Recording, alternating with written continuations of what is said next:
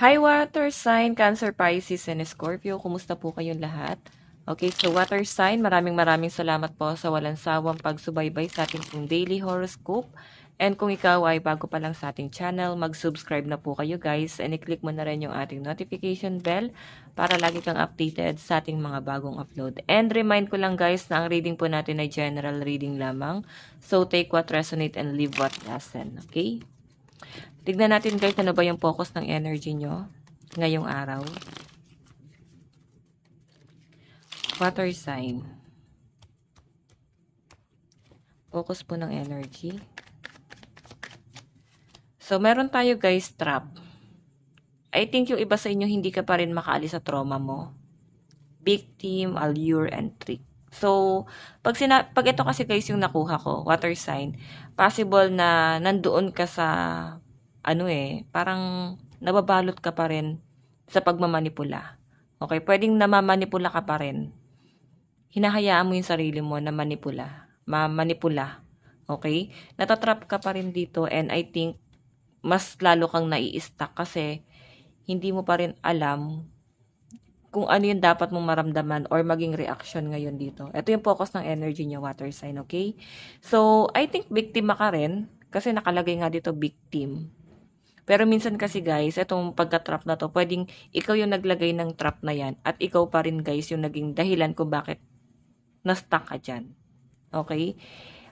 Pwedeng meron kang gustong mangyari na parang sila dapat yung mahuli mo eh. Pero nahuli mo yung sarili mo. Nagets nyo yun, water sign. Okay, tignan pa natin. So, lucky number nyo guys is 78 and 15. Overall energy. Water sign. Meron po tayong the star, 'di ba? Nahihirapan kang makamit or naguguluhan ka ano ba yung gusto mong mangyari sa buhay mo kasi naka-reverse yung the star. Pwedeng dati alam mo kung ano yung gusto mo eh. Sobrang straightforward kang tao. Okay, sobrang focus ka dun sa goal mo. Ngayon guys, nakikita ko sobrang distracted ka. Okay? Tignan pa natin, ano ba yung nagpapagulo sa isip niyo, water sign? I think ito yon yung trauma nyo. Meron tayong Queen of Cups in reverse. So, kung nakaganito to guys, pagpapatawad to. Pero naka-reverse, meron ka pa ring galit or pwedeng tampo. Hanggang ngayon, nahihirapan ka pa rin magpatawad. Okay? So, ano ba yung mga bagay na nagpapahirap sa inyo? Baka kailangan nyo guys na i-detach na muna yan or baka kailangan mag-unwind muna kayo sa malayo kasi kung nasa malapit sa inyo yung kinakasama ng loob nyo, is possible na mahirapan ka mag-move forward. Okay? Mahirapan kang mag-move on or tanggapin yung isang bagay. Tignan pa natin guys. Okay.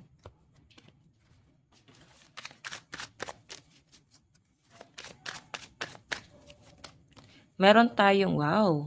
So, ito guys, maganda to ha. Yung Four of Wands. Maganda to. Pwede merong magandang mangyayari sa inyo.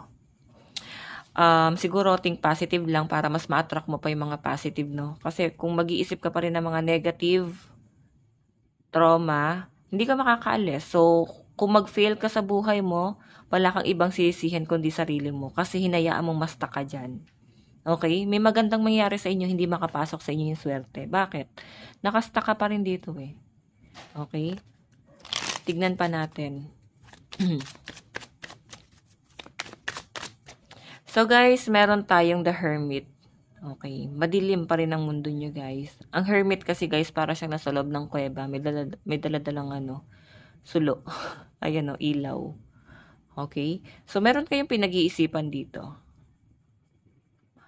So, I think masyado kayong namamanipula. Pwedeng nangyari siya sa past. Trap o. Trauma mo sa past. So, water sign, sabi kasi nila, paano mo malalaman kung ikaw ay nandun pa rin sa sa sitwasyon na parang namamanipula ka rin. Pagka hanggang ngayon, hindi mo pa rin kayang mag-decide para sa sarili mo at ibang tao pa rin yung nagdi-decide para sa inyo. Okay? Possible na yan ay nangyari na sa past. Uulitin ko guys. Nangyari na sa past. Okay? Tignan pa natin, guys.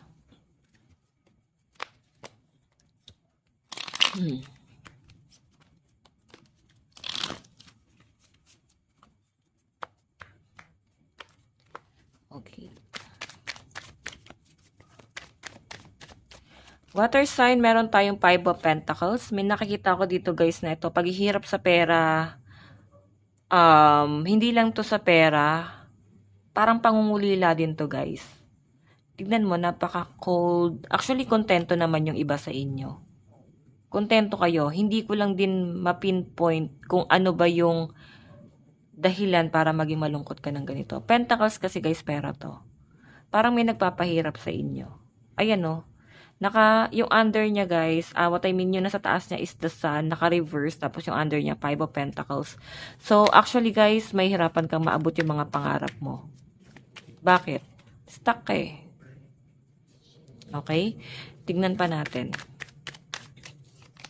Kailangan palayain mo daw yung sarili mo, guys. Wheel of Fortune kasi, guys, ano to eh, parang revert, new beginning, tapos na yung cycle na yon, ikaw na lang yun nandoon. Okay, naka-move on na lahat, naka-recover na lahat, ikaw na lang yun nandoon. Lumilipas yung panahon, water sign. Pero hinahayaan mo pa rin yung sarili mo na nakastuck. Kaya mong umalis dyan. Kasi may mga magaganda ng pinapakita sa card natin. Kaya mong umalis dyan. Tignan pa natin. Meron po tayong justice. Gusto mo kasi ng hustisya eh. Or pwedeng ayaw mong matulad sa sitwasyon mo. Yung naging sitwasyon mo dati.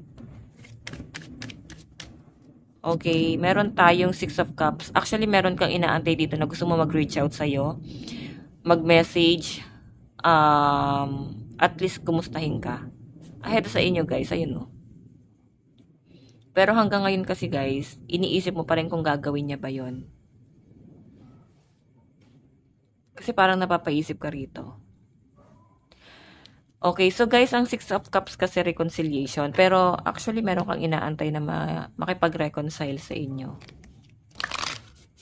Pero hindi ko pa siya, guys, nakikita na mangyayari. Kasi tignan mo, humihingi ka pa rin ng hustisya rito eh. Okay, tignan natin. Iwasan nyo na, guys, yung pag-overthink dito. Kasi parang tapos na yung cycle mo dito eh. May bagong cycle na, guys. Tapos na yung cycle mo dito. So, ang buhay natin, guys, ay parang libro. Nandun ka na sa next page. Hindi ka pa rin maka-move on doon sa huling pahinang binasa mo. Okay? Advice, meron tayong, okay, dalawa yung nakuha. Wait lang, guys. Isang card lang, spirit guide.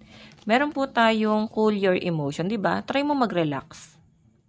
Pull mo nin Aries. Ang Aries kasi, guys, leader type to and sobrang dominante. Okay, dominante po ang mga Aries. So, since ito, no, parang ini-embody mo kasi yung Aries sign. Kaya sinasabi rito na i-relax mo yung emosyon mo. Okay? Mapapansin mo yan sa sarili mo, yung pagiging leader type mo. And possible na parang nagiging bossy. Okay? So, relax ka lang dito, guys. Okay? So, water sign, ito lang po ang inyong reading. Bukas po ulit. God bless and love you all. Bye-bye.